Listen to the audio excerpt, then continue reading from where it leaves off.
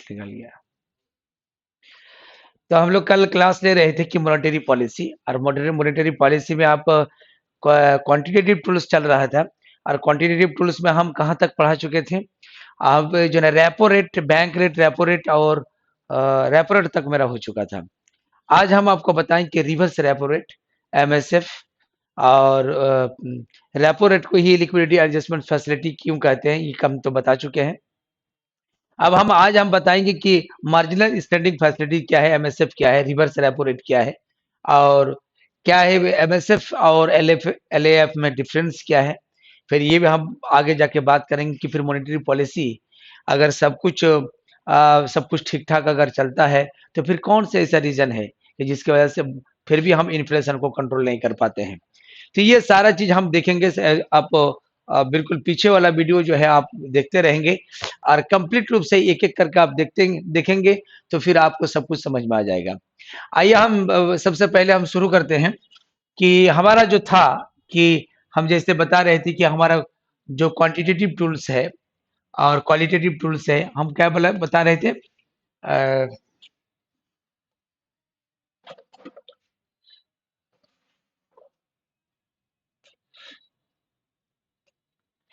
जैसे कि हम जो बता रहे थे आपको कि मॉनेटरी पॉलिसी इंस्ट्रूमेंट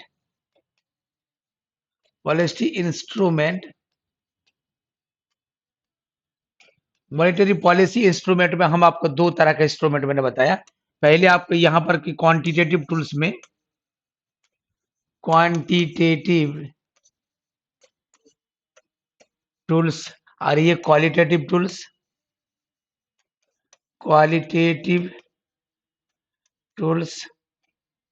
ये क्वालिटेटिव टूल्स है। तो क्वांटिटेटिव टूल्स और क्वालिटेटिव टूल्स ये दोनों में हम अलग अलग बताए थे कि इसके पहला नंबर की बात अगर हम करते हैं,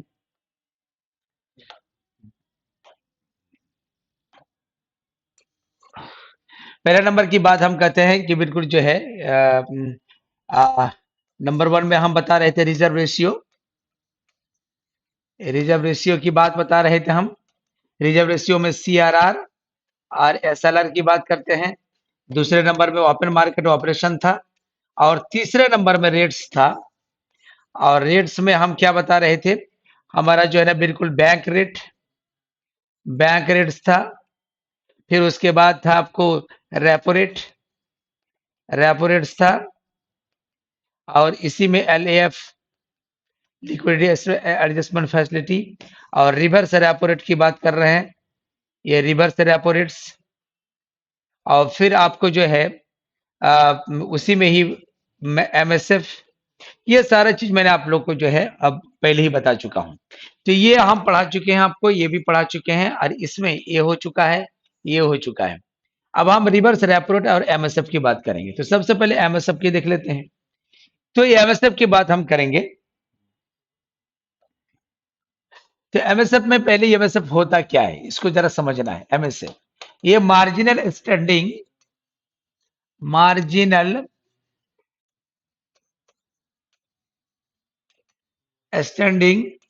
फैसिलिटी होता है, फैसिलिटीज होता है। मार्जिनल स्टैंडिंग फैसिलिटीज इसका मीनिंग होता है एमएसएफ का। तो एमएसएफ होता क्या है, तो एमएसएफ में ये होता क्या है कि अगर अब जानते हैं कि बिल्कुल जो है एमएसएफ में भी लोन लेता है कॉमर्शियल बैंक, आरबीआई से ही लोन लेता है। कि अगर कोई भी कॉमर्शियल बैंक, यहाँ पर हम कहते हैं कि ये आरबीआई अगर है, ये आरबीआई की बात करते हैं, ये आपको कॉमर्शियल बैंक है, ये कॉमर्शियल बैंक है। और इसकी बात हम बोरोवर की बात करते हैं, बोरोवर की बात करते हैं। तो हमारा कहने का मतलब है कि कॉमर्शियल बैंक क्या करते हैं कि कॉमर्शियल बैंक को अगर पैसे की कोई जरूरत पड़ता है तो कॉमर्शियल बैंक के पास सिक्योरिटी रखने के लिए अगर कुछ रहता नहीं है, कि बिल्कुल कंप्लीट रूप से बैंक एकदम हार मान चुका है। अब कॉमर्शियल बैंक के पास एक ऐसा सिचुएशन डेवलप होता है कि उस सिचुएशन में उसको लोन लेना बहुत ही जरूरी होता है, लेकिन लोन लेने के लिए उसके पास कोई सिक्योरिटी रखने के लिए पैसा नहीं है। सिक्योरिटी रखने के लिए कोई पैसा नहीं है, बस उसके पास पहले जो आपको जो रिजर्व रेशियो में जो पैसा था वही पैसा उसके पास है। बाकी लोन लेने के लिए, गिरवी रखने के लिए उसको कोई पैसा उसके पास नहीं है, कोई भी सिक्योरिटी उसके पास नहीं है। ऐसा स्थिति में ऐसा कमर्शियल बैंक को कुछ सुविधा दिया गया है।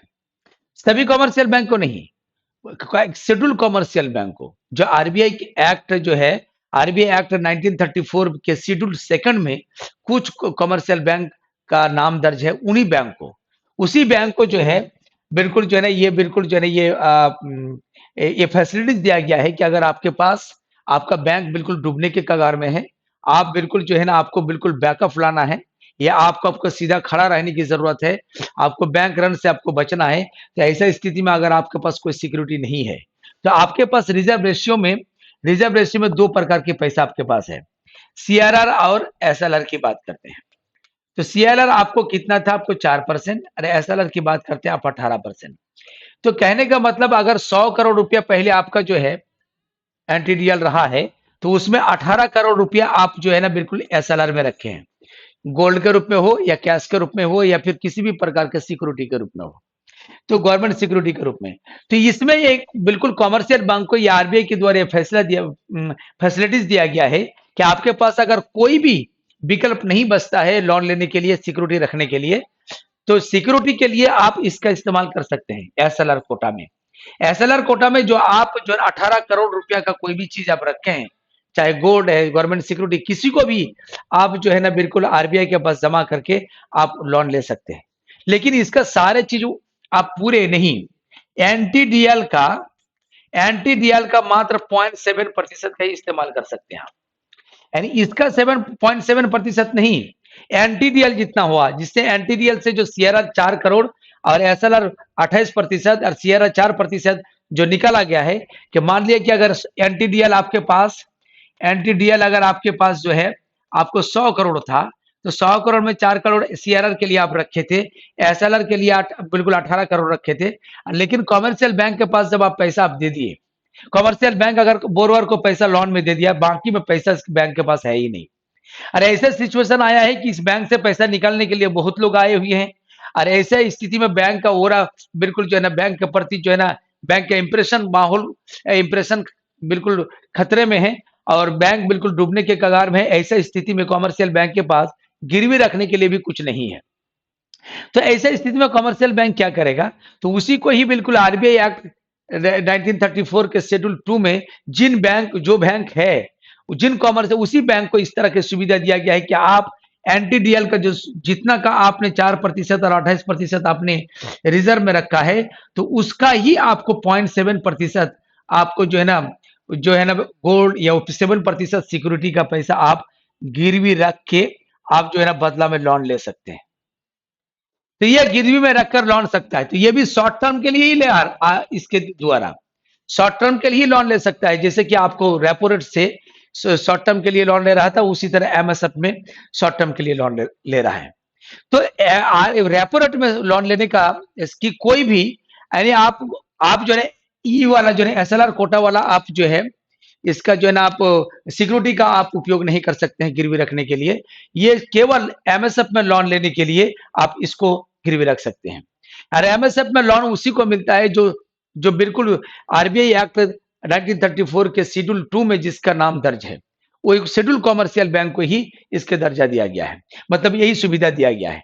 तो यहाँ पर क्या करते हैं कि अगर अगर मान लें कि जो है ना ये कंप्लीट रूप से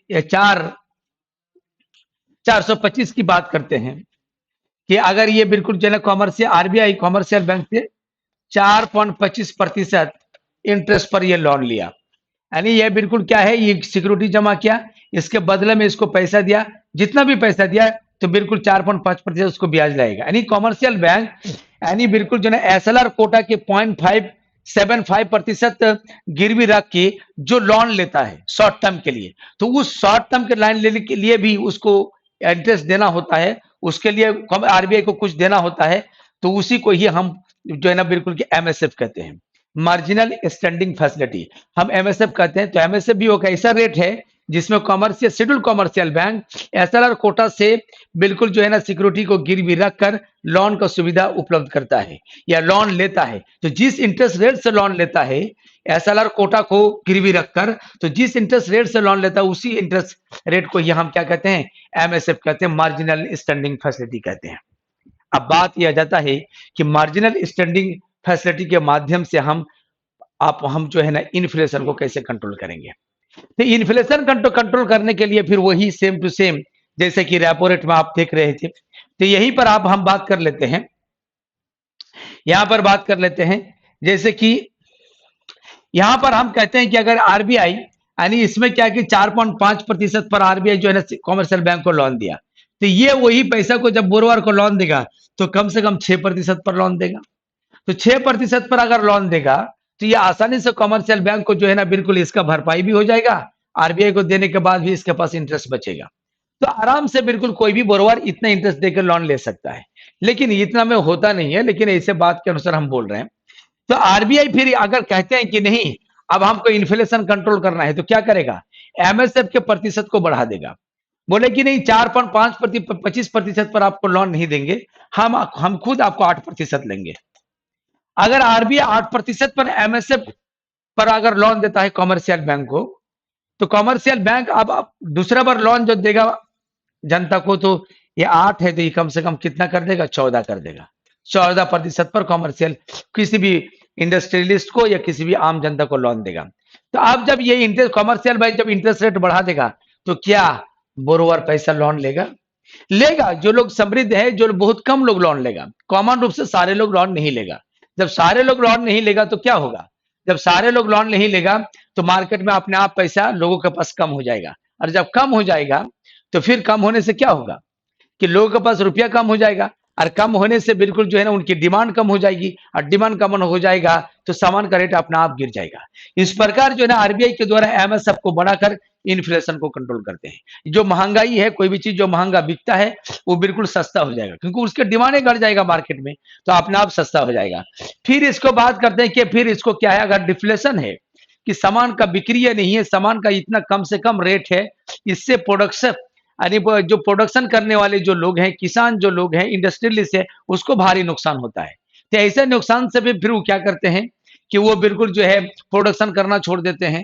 प्रोडक्शन करने के साथ साथ जो है लोगों को नौकरी से निकालना शुरू कर देते हैं, क्योंकि इससे बेरोजगारी बढ़ता है और इकोनॉमी हमारा नेशनल इनकम से लेकर पर कैपिटल इनकम इनकम जीडीपी सब कुछ घटने लगता है। तो ये भी अर्थव्यवस्था के हित में सही नहीं है। तब क्या होगा, तब ये कहता है कि नहीं अब 8% पर नहीं, हम फिर पुनः जो है ना 4% पर लोन देंगे।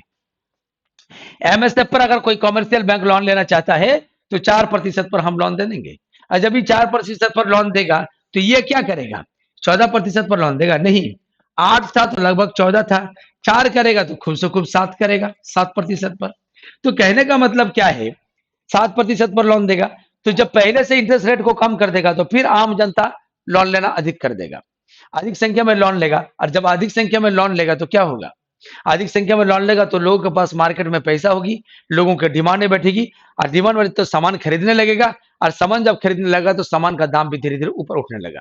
तो इस पर का जो डिफ्लेशन है, जो वस्तुओं के प्रोडक्ट पे में जो क्या मूल्य काफी घट चुका था, वो भी जो है ना दाम घट चुका था, उसका धीरे धीरे बढ़ने लगेगा, क्योंकि लोग सामान खरीदने लगेंगे, पैसा आ जाएगा तो, और जब डिमांड बढ़ेगा तो सामान का प्राइस अपने आप बढ़ जाएगा। तो इस प्रकार इन्फ्लेशन और डिफ्लेशन को कंट्रोल करते हैं आरबीआई, यानी ये बिल्कुल एमएसएफ को बढ़ाकर इन्फ्लेशन कंट्रोल करते हैं, और एमएसएफ को घटाकर जो है ना आपको डिफ्लेशन को कंट्रोल करते हैं। अब यहां पर बात आ जाती है, यहां पर क्या बात आ जाती है कि बिल्कुल एमएसएफ भी शॉर्ट टर्म के लिए लोन लेते हैं, लेकिन आपको रेपो रेट से भी तो शॉर्ट टर्म के लिए लोन लेते हैं। दोनों में गिरवी रखने की आवश्यकता पड़ती है, लेकिन दोनों में डिफरेंस क्या है, तो दोनों में डिफरेंस हम थोड़ा सा देखते हैं। तो ये दोनों डिफरेंस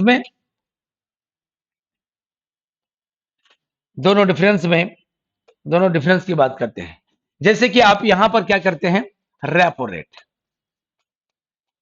रेट की बात करते हैं, और दूसरे में कहते हैं reverse repo rate, reverse repo reverse repo rate.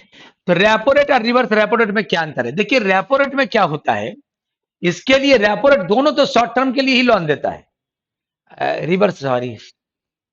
Reverse repo rate नहीं, एमएसएफ की बात कर रहे हैं हम, एमएसएफ की बात हम करते हैं, यानी मार्जिनल एमएसएफ की बात करते हैं, एमएसएफ यानी marginal standing facility, facilities, facility, marginal standing facility. तो इसमें क्या है, रेपो रेट में ये दोनों में क्या डिफरेंस है? इसमें डिफरेंस क्या है कि रेपो रेट से लोन आप कोई भी क्लाइंट, ऑल क्लाइंट, यानी सभी प्रकार के क्लाइंट जो है, क्लाइंट से लोन ले सकता है, यानी कोई भी लोन ले सकता है इसमें। लेकिन इसमें केवल जो है ना शेड्यूल कॉमर्शियल बैंक ही लोन ले सकता है। क्या करता है? शेड्यूल शेड्यूल कॉमर्शियल बैंक ही लोन सकता है, यानी शेड्यूल कॉमर्शियल बैंक ही लोन ले सकता है। शेड्यूल कॉमर्शियल बैंक हम किसको कहते हैं? आरबीआई एक्ट, आरबीआई एक्ट 1934 के शेड्यूल सेकंड में जिन जिन बैंकों का नाम दर्ज है, हाँ, तो आरबीआई एक्ट 1934 के शेड्यूल सेकंड में जिन बैंकों का नाम दर्ज है वही बैंक इस एमएसएफ से लोन ले सकता है। और ये कोई भी बैंक हो, कोई भी लोन ले सकता है इसमें रेपो रेट से। तो एमएसएफ का फायदा हम इसी को मिलेगा, शेड्यूल्ड कॉमर्शियल बैंक को, जो आरबीआई एक्ट 1934 में जिसका शेड्यूल 2 में जिसका नाम दर्ज है। एमएसएफ में लोन लेने के लिए एसएलआर कोटा का बिल्कुल क्या करते हैं, उसके सिक्योरिटी को गिरवी रखकर लोन लेते हैं शॉर्ट टाइम के लिए। लेकिन यहां पर एसएलआर कोटा का गिरवी रखकर आप लोन नहीं ले सकते हैं, आपका इसे सिक्योरिटी जमा रखना पड़ेगा। तो यहां पर लोन लेने वाले लोग कौन है? ये सेंट्रल गवर्नमेंट की बात करते हैं, central government, state government, state government की बात करते हैं, सेंट्रल गवर्नमेंट, स्टेट गवर्नमेंट। फिर उसके बाद हम क्या करते हैं कि बैंक भी इसमें सभी प्रकार के कॉमर्शियल बैंक, सभी प्रकार के बैंक जो है लोन ले सकता है। आप 5वां नंबर पे नॉन बैंकिंग फाइनेंशियल इंस्टीट्यूशन, अब जो है ये सारे जो है संस्था जो है इसमें रेपो रेट में लोन ले सकता है, यानी सब कोई लोन ले सकता है। लेकिन इसमें लोन केवल शेड्यूल कॉमर्शियल बॉन्ड बैंक ही लोन ले सकता है, सब लोन नहीं ले सकता है। इसमें एसएलआर कोटा का ही बिल्कुल इसका प्रयोग कर सकता है, इसमें एसएलआर कोटा का प्रयोग नहीं कर सकता है। दोनों में ये बस एक थोड़ी सी डिफरेंस है।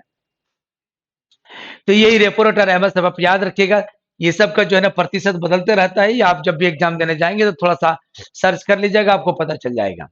तो रेपो रेट और एमएसएफ में आपको बेसिक डिफरेंस अब समझ गए। अब रिवर्स रेपो रेट की बात हम करते हैं।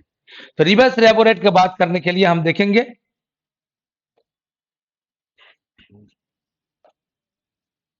Reverse repo rate, reverse repo rate की बात करते हैं। Repo rate, reverse repo rate, reverse repo rate हम किसको कहते हैं? रिवर्स रेपो रेट में यानी आप इसमें क्या, जैसे कि ये आरबीआई है, ये आरबीआई की बात करते हैं, और ये क्या है, कॉमर्शियल बैंक है, ये कॉमर्शियल बैंक है, और इसको हम बोरोवर मानते हैं, इसको हम बोरोवर की बात करते हैं, बोरोवर। तो ये आरबीआई है, कॉमर्शियल बैंक है, बोरोवर है। तो अब क्या होता है कि अगर कभी कभी आरबीआई को जरूरत पड़ता है कॉमर्शियल बैंक से लोन लेने की, तो अगर कॉमर्शियल बैंक आरबीआई से लोन लेते हैं तो रेपो रेट, लेकिन रिवर्स रेपो रेट जब आ जाएगा, जब कॉमर्शियल बैंक यानी आरबीआई को जब कॉमर्शियल बैंक से लोन लेना होता है तो इसको भी गिरवी रखना होता है। किसके लिए? शॉर्ट टर्म के लिए। शॉर्ट टर्म के लिए अगर लोन लेता है कोई भी आरबीआई कोई किसी भी कॉमर्शियल बैंक से, तो जब ये गिरवी रखेगा जीएस, तो इसके एवज में कॉमर्शियल बैंक इसको अमाउंट देगा। क्या देगा? अमाउंट देगा। तो ये अमाउंट देगा, क्योंकि तो उसी रेट को यानी कॉमर्शियल बैंक को भी यानी आरबीआई को कुछ ना कुछ देना होगा कॉमर्शियल बैंक को। जब कॉमर्शियल बैंक उससे उधारी में पैसा देगा तो आरबीआई को कुछ इंटरेस्ट देना होगा, और उसी इंटरेस्ट रेट को हम क्या कहते हैं? रिवर्स रेपो रेट कहते हैं। इसी को हम रिवर्स रेपो रेट कहते हैं। कहने का मतलब क्या है, जब कॉमर्शियल बैंक आरबीआई से लोन लेना होता था तो आपको जिस इंटरेस्ट रेट से लोन लेता था उसको हम रेपो रेट कहते थे।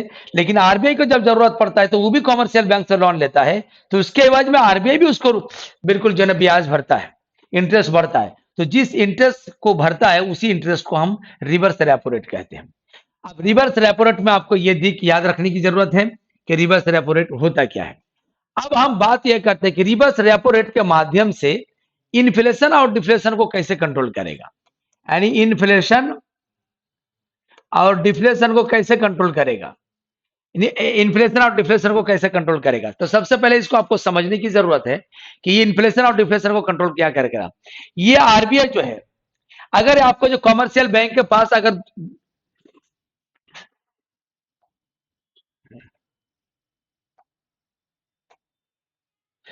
कॉमर्शियल बैंक के पास अगर मान ले कि क्या है कि 200 करोड़ रुपया है, 200 करोड़ रुपया लोन देने के लिए बचा हुआ है, तो ये कॉमर्शियल बैंक क्या करता है कि ये अगर अगर रिवर्स रेपो रेट भी आरबीआई के द्वारा ही निर्धारित होता है कि हम कितना इंटरेस्ट आपको देंगे।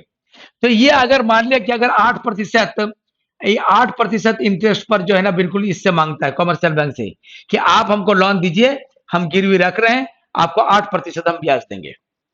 तो जब 8% ये ब्याज देगा तो बिल्कुल कॉमर्शियल बैंक क्या करेगा? तो कॉमर्शियल बैंक ये करेगा कि ये जो है बोरोवर को अधिक लोन ना देकर इसको ही देगा। अगर इसको देता है 10% पर और इसको देता है 8% पर, फिर भी कॉमर्शियल बैंक क्या करेगा? इसी को जमा करेगा। अगर नहीं करेगा तो आरबीआई हो सकता है कि ये भी 10% दे दे, ये भी 10% दे दे। कि अगर ये भी 10% अगर देता है, अगर ये भी 10% देता है कि बिल्कुल जो है आरबीआई को इन्फ्लेशन कंट्रोल करना है, तो आरबीआई अगर 10% उसको देता है, 10% देता है कि 10% पर कॉमर्शियल बैंक को हम 10% ब्याज देंगे। तो कॉमर्शियल बैंक अगर जिसको बोरोवर को पहले 10% पर ब्याज देता था, तो अब उसको क्यों देगा? इनको देगा। इनको क्यों देगा? इसलिए देगा कि अगर कॉमर्शियल बैंक अगर बोरोवर को लोन देता है तो कोई गारंटी नहीं है कि वो पैसा कब वापस आएगा और कब नहीं आएगा। तो ऐसा स्थिति में क्या करेगा? तो ऐसा स्थिति में क्या, अगर आरबीआई के पास पैसा वो लोन देता है तो उतना ही जब इंटरेस्ट देता है तो लोन लेने वाले का इंतजार भी करना नहीं पड़ेगा, पैसा गारंटी कहीं डूबेगा भी नहीं, तो लोग वहां पर क्यों पैसा जमा करेगा? यही जमा करेगा। तो इसी में बिल्कुल ये मान ले कि ये 100 करोड़ का लोन ले लिया, 100 करोड़ का लोन आरबीआई ले लिया, इसके पास कितना 100 करोड़ बचा। अब 100 करोड़ 10% के ब्याज पर अब बोरोवर को बेचता है। तो जो 200 करोड़ रुपया जो मार्केट जा रहा था, अब 200 रुपया नहीं जा रहा है, 200 करोड़ नहीं जा रहा है, अब 100 करोड़ जा रहा है। तो पहले के तुलना में तो घट गया, क्योंकि अधिकांश पैसा आरबीआई अपने पास रख लिया। तो आरबीआई हो सकता है कि इन्फ्लेशन कंट्रोल करने के लिए ये काम किया है। तो आरबीआई क्या करता है कि जब इंटरेस्ट रेट बढ़ा देता है तो कमर्शियल बैंक सब पैसा आरबीआई को ही उधारी दे देता है। तो कम से कम यानी 100 करोड़ बचा, तो उसको कमर्शियल बैंक उसमें अगर बोरोवर को लोन देता है तो उसको 100, पहले 200 करोड़ लोगों के पास जाता था, अब 100 करोड़ जा रहा है। तो 100 करोड़ जा रहा है तो लोगों का पास पैसा की कमी पड़ रहा है, तो उसका डिमांड घटेगा, और डिमांड घटेगा तो फिर सामान का प्राइस अपने आप कम हो जाएगा। तो इस प्रकार वो इन्फ्लेशन को कंट्रोल कर देगा। तो इन्फ्लेशन को कंट्रोल कर, अगर उसको डिफ्लेशन को कंट्रोल करना है कि बहुत ज्यादा दाम घट गया है सामान का, जिससे जो लोग प्रोडक्शन करते हैं उस वर्ग को जो है ना, उत्पादक वर्ग को जो है ना काफी जो है ना नुकसान हो रहा है, वो भी सर्वाइव नहीं कर पा रहा है, तो वो भी अर्थव्यवस्था के हित में नहीं है। तो वो क्या करेगा कि आरबीआई को फिर कह देगा कि नहीं, आपको 10% लोन नहीं देंगे, हम 6% देंगे। तो बोलता है कि इसको अगर अगर आरबीआई को उधारी देते हैं तो आप 6% ही हमको रिवर्स रेपो रेट में हमको ब्याज मिलेगा, लेकिन कॉमर्शियल बैंक अगर बोरोवर को देता है तो उसको 10% ब्याज मिलेगा। तो इनको क्यों देगा? अब इनको लोन नहीं देगा, अब 200 करोड़ रुपया को पूरा के पूरा फिर मार्केट में देना शुरू कर देगा। यानी जैसे ही एमएसएफ को रिवर्स रेपो रेट को घटाया, तो रिवर्स रेपो रेट के जैसे ही घटाएगा तो बिल्कुल जो है कमर्शियल बैंक अब इधर आरबीआई को लोन ना देकर सीधा को बोरोवर को लोन देने लगेगा। तो लोन देने लगेगा तो फिर पहले से यानी पहले 100 करोड़ जा रहा था, फिर 200 करोड़ जाना शुरू करेगा, और 200 करोड़ जाने के लिए जा रहा है तो मार्केट में लोगों के पास पैसा आएगा, डिमांड बढ़ेगी, और डिमांड जब बढ़ेगा तो धीरे धीरे क्या होगा, सामान का रेट बढ़ने लगेगा। इस प्रकार जो सस्ता था, दाम पूरी घट गया था, वो भी बढ़ने लगेगा। उसी को हम कहते हैं डिफ्लेशन कंट्रोल हो गया, मुद्रा अपस्फीति कंट्रोल हो गया। इस प्रकार जो है ना आपने देखा रिवर्स यानी सभी प्रकार के रिजर्व जो है ना रिजर्व रेशियो देखा, ओपन मार्केट ऑपरेशन देगा, और सभी प्रकार के रेट्स आपने देख लिया। अब आप थोड़ा सा हम इसको देखेंगे।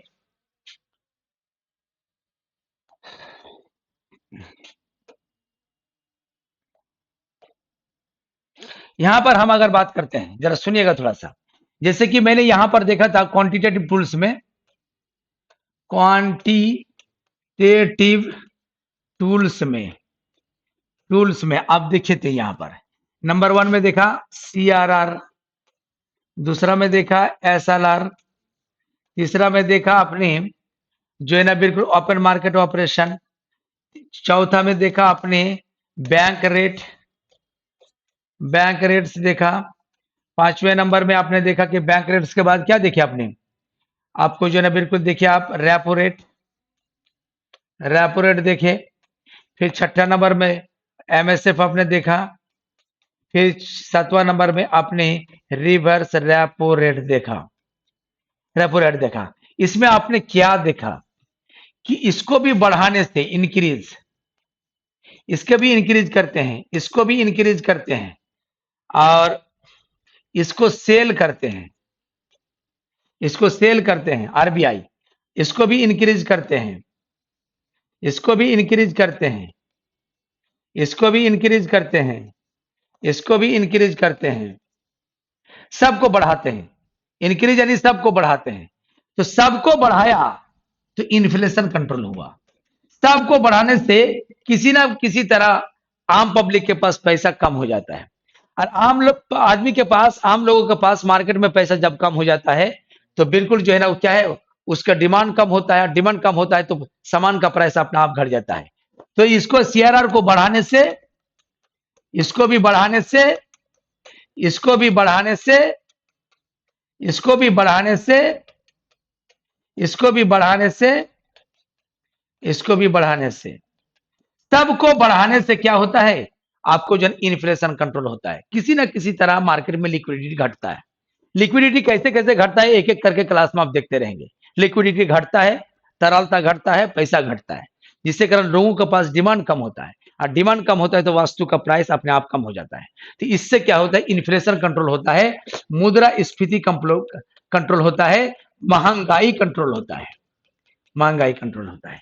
और अगर सबको, अगर इसकी बात अगर हम करते हैं, सबको घटा देते हैं, सबको घटा देंगे, सबको घटा देंगे, सबको घटा देते हैं, अगर हम सबको घटा देंगे, सबको घटा देंगे, अगर सबको आप घटा देते हैं तो सबको घटा देगा तो किसी ना किसी तरह बिल्कुल ये सभी प्रकार के इंटरेस्ट रेट को अगर आप घटा देते हैं तो बिल्कुल जो है ना ये रेशियो से लेकर इंटरेस्ट रेट को आप घटा देते हैं तो किसी ना किसी तरह जो है ना बिल्कुल आम पब्लिक के पास पैसा बढ़ जाता है। और आम पब्लिक के पास जब पैसा बढ़ता है तो फिर उसका डिमांड बढ़ता है और डिमांड बढ़ता है तो फिर सामान का दाम धीरे धीरे बढ़ने लगता है। तो जो सस्तापन था, मुद्रा अपस्फीति था, वो कंट्रोल हो जाता है, दाम धीरे धीरे बढ़ने लगता है, धीरे धीरे इन्फ्लेशन आने लगता है। इन्फ्लेशन कंट्रोल नहीं होता है, इन्फ्लेशन आने लगता है। तो इससे क्या होता है, डिफ्लेशन कंट्रोल होता है, डिफ्लेशन कंट्रोल होता है, मुद्रा अपस्फीति कंट्रोल होता है। इसको हम क्या कहते हैं कि ये सारे चीज कंप्लीट होता है इसको घटाने पर। ये ओपन मार्केट ऑपरेशन के तहत क्या होता है कि गवर्नमेंट जो लोन लेती है, तो जब गवर्नमेंट सिक्योरिटी को हम आरबीआई सेल कर देता है यानी कॉमर्शियल बैंक के पास बेचता है तो इन्फ्लेशन कंट्रोल होता है। और बिल्कुल जो है ना अगर फिर अपने पास अगर खरीद लेता है, अगर बाई कर लेता है, अगर अपने पास लेके आ जाता है तो बदला में पैसा वापस करता है तो फिर मार्केट में पैसा जाएगा, फिर लोगों को डिमांड बढ़ेगी, सामान का दाम धीरे धीरे बढ़ने लगा, जिससे डिफ्लेशन कंट्रोल होगा। तो ये आपका था टेबल, इस टेबल को आपने अच्छी तरह समझ चुका। अब हम बात है कि ये सारा चीज जब आरबीआई के द्वारा होता है मॉनेटरी पॉलिसी के तहत, चाहे इन्फ्लेशन कंट्रोल करने के लिए वो टाइट मनी पॉलिसी और डियर मनी पॉलिसी, ये सब जो काम होता है इस ई वाला सब बढ़ाने के काम और सेल करने का, इसको हम क्या कहते हैं, इसको हम टाइट मनी पॉलिसी कहते हैं। आरबीआई के अंतर्गत ये कदम उठाने वाले को tight money policy, dear money policy कहती है। और इधर वाला घटाने वाला जो पॉलिसी है उस पॉलिसी को हम क्या कहते हैं, उसको हम cheap money policy, easy money policy कहते हैं। इसलिए ये इजी मनी पॉलिसी का पार्ट्स है, इजी मनी पॉलिसी का पार्ट्स है, ये पॉलिसी का पार्ट्स है और ये पॉलिसी का पार्ट्स है और ये टाइट मनी पॉलिसी का पार्ट्स है, ये टाइट मनी पॉलिसी का पार्ट्स है,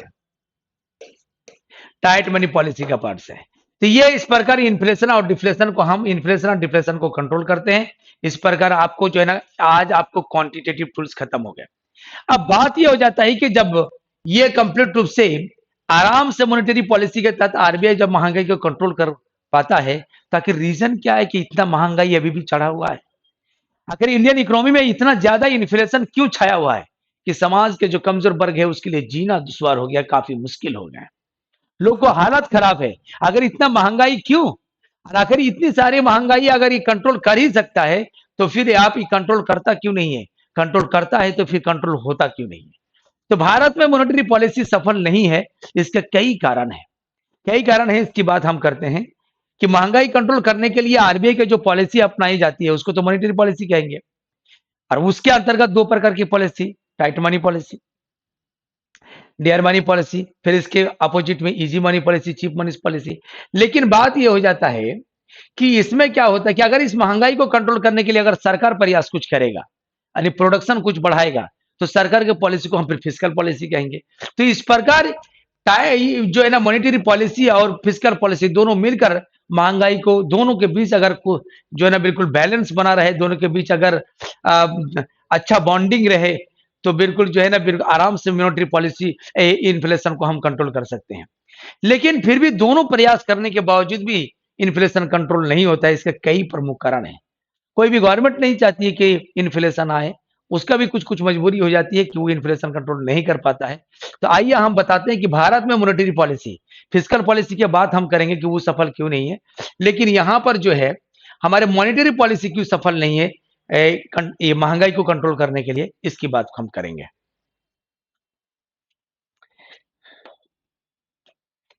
अब हम बात करते हैं अब हम बात करते हैं क्या कि सबसे पहले भारत में मॉनेटरी पॉलिसी असफल क्यों है, फेलियर क्यों है। भारत में भारत में मॉनेटरी पॉलिसी मॉनेटरी पॉलिसी या मौद्रिक नीति असफल क्यों है, असफल क्यों है। भारत में मॉनेटरी पॉलिसी असफल क्यों है, ये आपका जो है पहला पॉइंट है। तो पहला पॉइंट पर हम बात करते हैं कि भारत में मॉनेटरी पॉलिसी असफल क्यों है। तो वह असफल का पहला रीजन क्या होता है कि भारत एक डेवलपिंग कंट्री है, और भारत जैसा डेवलपिंग कंट्री में लोगों को आत्मसंतुष्टि की प्रवृत्ति अधिक होती है, और वो बहुत बड़ा रिस्क भी उठाना नहीं चाहता है। वो क्या करता है कि इसी का फायदा बैंक को होता है, कमर्शियल बैंक को होता है। क्या होता है कि जितने भी लोग हैं, आम जनता, जितने भी एक मिडिल क्लास या लोअर मिडिल क्लास की बात हम करते हैं, तो सारे लोग ये चाहते हैं कि जो भी पैसा उनके पास इनकम आता है, सारे पैसा को बैंक में लगाता है। लेकिन जो डेवलप कंट्री है, बैंक में पैसा नहीं लगाता है, वो पैसा रियल एस्टेट में लगाता होगा, किसी और बिजनेस में लगाता होगा, लेकिन बैंक में पैसा नहीं रखता है। वो बैंक में पैसा लगाना बेवकूफी समझता है अपने आप को, कि उस पैसे से हम अगर बहुत ज्यादा इनकम करना है तो बैंक को छोड़ना पड़ेगा।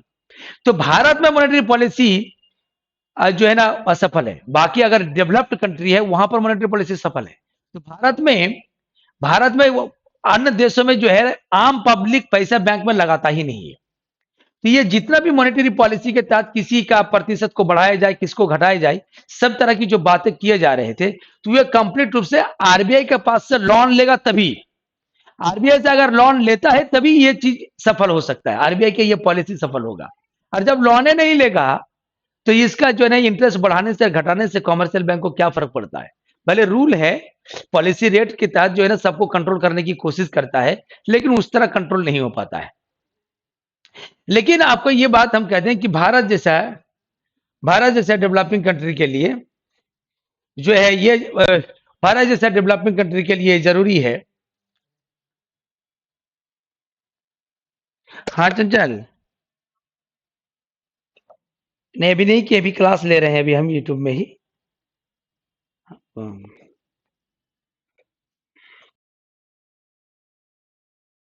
रहे थे। तो बात है कि भारत में मॉनेटरी पॉलिसी असफल क्यों है। भारत में मॉनेटरी पॉलिसी असफल क्यों है, तो पहला पॉइंट है कि आम पब्लिक का अधिकांश अमाउंट जो है बैंक के पास जमा रहता है, और बैंक के पास जब जमा होता है तो सबसे पहला पॉइंट है कि बैंकों का अधिकांश पैसा, यानी आम जनता का अधिकांश पैसा बैंकों में रहना। तो बैंक में जो अधिकांश जो है ना अमाउंट जब आम पब्लिक का बैंक के पास रहता है, तो बैंक के पास कभी भी कमर्शियल जो है ना बोरोवर को लोन देने के लिए उसे अब आरबीआई से लोन लेने की आवश्यकता नहीं पड़ती है। जब आरबीआई से उसको लोन लेने की आवश्यकता ही नहीं पड़ती है, आम पब्लिक के पैसा से ही आम पब्लिक को लोन दे देता है। वो एक तरफ से लिया, दूसरी तरफ दे दिया। भाई यहां पर आके बात करते हैं कि यहां पर मैंने क्या कहा कि ये कॉमर्शियल बैंक है और ये आरबीआई है। ये आरबीआई की बात करते हैं, ये कॉमर्शियल बैंक आरबीआई से लोन लेगा तभी ना रेपो रेट काम करेगा। आपको जो है ना एमएसएफ काम करेगा, बैंक रेट काम करेगा, सीआरआर मतलब ये इस तरह का पॉलिसी रेट, रेपो रेट काम करेगा। लेकिन बात ये हो जाता है कि कमर्शियल बैंक आरबीआई से पैसा ले तब ना, ये तो पैसा ही नहीं लेता है। ये कमर्शियल बैंक को जो है ना इधर से आम पब्लिक का पैसा जमा हो जाता है कमर्शियल बैंक में। इससे लेने की जरूरत नहीं पड़ता है, क्योंकि भारत के लोग जो है ना गोल्ड में पैसा नहीं लगाएगा, वो बिल्कुल प्राइवेट सेक्टर में पैसा नहीं लगाता है, क्योंकि उनको लगता है कि पैसा कहीं डूब जाएगा। जितना है उसी में वो खुश रहना चाहता है, आत्मसंतुष्टि की प्रवृत्ति। जय डेवलपिंग कंट्री में ये अब जो है ना लोगों का यही हाल होता है। तो वो क्या करते हैं कि ये सारे लोग जो है ये आम जनता के पैसे से ही कमर्शियल बैंक लोन ले लेता है, जिसके कारण जो है ना आरबीआई के पास तो लोन लेने की जरूरत नहीं पड़ती है। तो इसलिए आरबीआई का कोई भी जो रेट है, रेपो रेट हो या फिर आपको जो है ना एमएसएफ हो, कोई भी रेट के बढ़ाने से घटाने से इस पर ज्यादा कोई प्रभाव नहीं पड़ेगा, क्योंकि इसको तो जरूरत नहीं पड़ेगा। जितना रेट से वो लोन देता है आम पब्लिक को, उसी लोन में देता चला जाएगा। इसको आरबीआई अगर इंटरेस्ट रेट बढ़ा देता है तो वो क्यों बढ़ाएगा? क्योंकि उससे लेगा, इसको देना पड़ता था तभी वो बढ़ाता था, लेकिन अब इसको देना ही नहीं है तो बढ़ा के क्या फायदा? तो यही कारण होता है कि कमर्शियल बैंक जो है यानी मार्केट में पैसा को एनी टाइम बढ़ा के ही रखता है। आरबीआई का मॉनेटरी पॉलिसी असफल होने की ये सबसे बड़ा रीजन है कि आरबीआई करता क्या है कि मार्केट में पैसा को घटाना है, लिक्विडिटी को घटाना है। आपका लिक्विडिटी जब मार्केट में घटेगा, तरलता घटेगा, पैसा घटेगा, तभी ना लोगों के पास जो है ना बिल्कुल उसका डिमांड कम होगा। अब उसके पास पैसा ही नहीं घटेगा तो डिमांड कहां से कम होगा? तो बात ये हो जाता है कि आरबीआई जो है, आरबीआई क्या करता है कि अधिकांश पैसा जो है ना आरबीआई से तो लेता नहीं है। आरबीआई की कोई पॉलिसी पर ये बिल्कुल लागू ही नहीं करता है। कमर्शियल बैंक करने का तो है, लेकिन ये बिल्कुल जो है ना अपना मनमानी बहुत ज्यादा चलता है इसका। इसलिए कमर्शियल बैंक जो है बिल्कुल जो है ना आरबीआई से लेता ही नहीं, तो उसको इंटरेस्ट रेट बढ़ाने की जरूरत ही नहीं पड़ता है। इसलिए ये रेपो रेट को बढ़ा देता है, कभी घटा देता है, तो इसके प्रभाव इस पर नहीं पड़ता है। ये कमर्शियल बैंक बोरोवर को जितना में लोन देता है उतना ही में लोन देते रहता है, इसलिए मार्केट में पैसा कभी कम होता ही नहीं है। और जब कम नहीं होता है तो क्या होगा? मार्केट में लिक्विडिटी हमेशा बढ़ा हुआ रहेगा, तो तो लोगों का डिमांड रहेगा ही। डिमांड आता है तो सामान का दाम अपने आप बढ़ेगा। इसलिए पहला रीजन क्या है कि अधिकांश पैसा कमर्शियल बैंक के पास जनता का रहता है, जिसकी वजह से कमर्शियल बैंक को आरबीआई से लोन लेने की आवश्यकता नहीं पड़ती है। इसलिए आरबीआई के द्वारा जो भी रेट को बढ़ाया जाए या घटाया जाए उस पर कोई प्रभाव नहीं पड़ता है। इसी कारण है कि भारत में जो है ना मॉनेटरी पॉलिसी सफल नहीं है। दूसरा कारण क्या है? Unorganised money market. Unorganised money market दूसरा पॉइंट की बात हम करते हैं। Unorganised money market, organised organised money market की बात करते हैं। अरे मनी मार्केट की बात करते हैं, अनऑर्गेनाइज मनी मार्केट की बात करते हैं। मतलब असंगठित मुद्रा बाजार। आपको मालूम है कि महाजन वर्ग के लोग जो है, सुदखोर महाजन, जो भी आपको जो है भी आपको, तो वो जो भी लोग जो है ना क्या करते हैं कि बैंक से बहुत सारे अभी भी किसान वर्ग के अधिकांश लोग क्या करते हैं कि कोई भी चीज अचानक जरूरत पड़ता है तो बैंक के चक्कर काटता नहीं है, क्योंकि बैंकर के चक्कर काटते करते उसका समय निकल जाता है।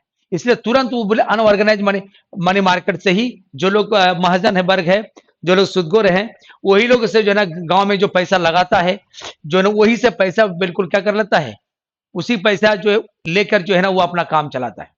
यानी आपके उनके पास खेती करने के लिए या मजदूर को बिल्कुल यानी या फिर सब यानी कोई छोटा मोटा बिल्कुल जो है ना दुकान चलाने वाले लोगों को अगर लोन की जरूरत पड़ता है तो बैंक का चक्कर नहीं काटकर अनऑर्गेनाइज मनी मार्केट से ही पैसा ले लेता है।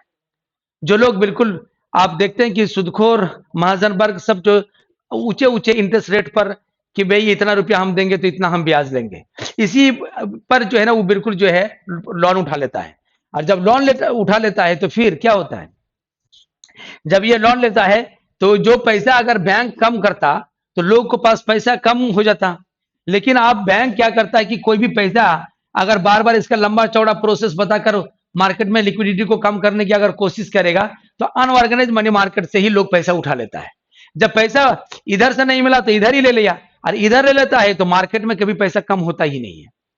कि एक तरफ जो है ना बिल्कुल बैंक कंट्रोल करने की कोशिश किया जरूर, लेकिन दूसरा अनऑर्गेनाइज मनी मार्केट जो कि भ्रष्ट अधिकारी भ्रष्ट नेताओं के पैसा से चलते हैं, क्योंकि वो सब जो है ना बड़े बड़े क्या होता है कि जो सुदखोर पैसा लगाते हैं, जो महाजन वर्ग पैसा लगाते हैं, वो बिल्कुल इलीगल पैसा होता है। ऑफिसर वर्ग लोग पैसा कमा के उसी को थमा देता है कि जाओ तुम अपना इस पैसा से बिजनेस करो, मेरा पूंजी सुरक्षित रहेगा, उसका लाभ तुम कमा के रख लो। इसी तरह नेता और जो है ना, जो बिल्कुल जो है ना, बड़े-बड़े ऑफिसर जो है ना, रिश्वत का पैसा लेकर इसी मार्केट को चलाने की कोशिश करता है। अरे वही ब्लैक मनी इसी में जो है काम करता है, और उसके वजह से जो है मार्केट में कभी पैसा की कमी नहीं होता है, हमेशा लिक्विडिटी बढ़ा रहता है। बैंक कोई भी कदम उठाता है, लेकिन बैंक लोन नहीं देती है, दूसरी जगह से लोन लेता है। तो दूसरी जगह से जो लोन जब लेता है, तो कभी मार्केट में पैसा कम होता ही नहीं है।